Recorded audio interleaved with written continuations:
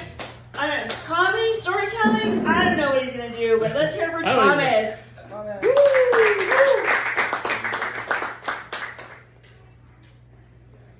All right, let's start with a song. Life is steep, trying to get over that great big hill of hope. Come on, sing along for that destination. I realized quickly when I knew I should that this whole world was made of this brotherhood of man. For whatever that means.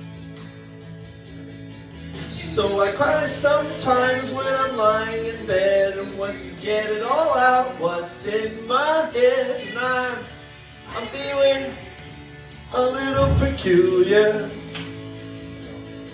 And so I wake in the morning and I step outside and I take a deep breath and I get real high and I scream at top of my lungs, what's going on? Anyway, so I was thinking about that song during the week. I gotta start my set with that because it's such an appropriate song. And there's a part in there that goes, and I pray every single day for revolution. Anyway, so I think we're on the brink of that, actually, folks. I mean, I think we're coming to the point in humanity where we can break free of these chains of these stupid motherfuckers in government that tell us what to do all the time, and they tell us, oh, you can't do this and can't do that. You know, the most peculiar thing to me is that these Republicans, and there's women that actually support Republicans. I mean, they took away women's right to choose what they can do with their body. I mean,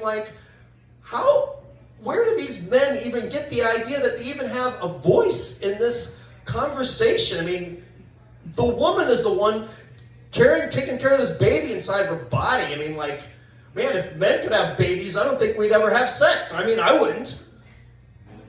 Anyway, so, one of the things that's really got me going is this Donald Trump motherfucker, man. I mean, I don't know if anybody likes this guy, but he is the biggest piece of shit I've ever seen in my life. I mean, he tried to destroy our country. I mean, all politicians are a bunch of criminals, but this guy wanted to destroy the whole everything. He wanted to become a dictator.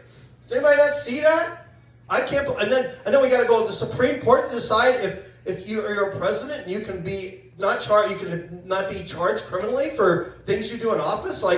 For 250 years, all of our presidents have never had a problem with this. And now this guy, he goes out and starts an insurrection, and he says, oh no, you can't charge me with that because I'm the fucking president. What a piece of shit, man. I can't even believe it. So Donald Trump, they had the next debate, they're going to have Donald Trump and Biden and RFK Jr. I don't know if anybody's heard about him. I'm not so great about him, but, he's at least he's another voice in the conversation. But they had one of the debate moderator asked the three candidates, say, boxers or briefs, and Joe Biden says, what tighty whities? And then they asked RFK Jr. and says, Commando. And then they got Donald Trump, and he goes, boxers or briefs? He goes, depends. Then they had Donald Trump. He went up to heaven, because he died, went to heaven, and then he sees St. Peter at the pearly gates. He says, "Oh, Donald, we have a new program up here. You get to spend a day in heaven, and then you get to spend a day in hell, and decide which one you want to spend all of eternity there." He goes, "Okay." So they put him in. First, you're gonna check out heaven. So he goes into heaven. He sees, Mother Teresa and Gandhi, and they're hanging out and they're praying and meditating, reading books, and people playing harps. It's very nice and relaxing.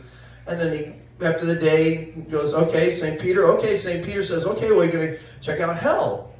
So he puts him in the elevator. He goes down to hell. He sees the hell.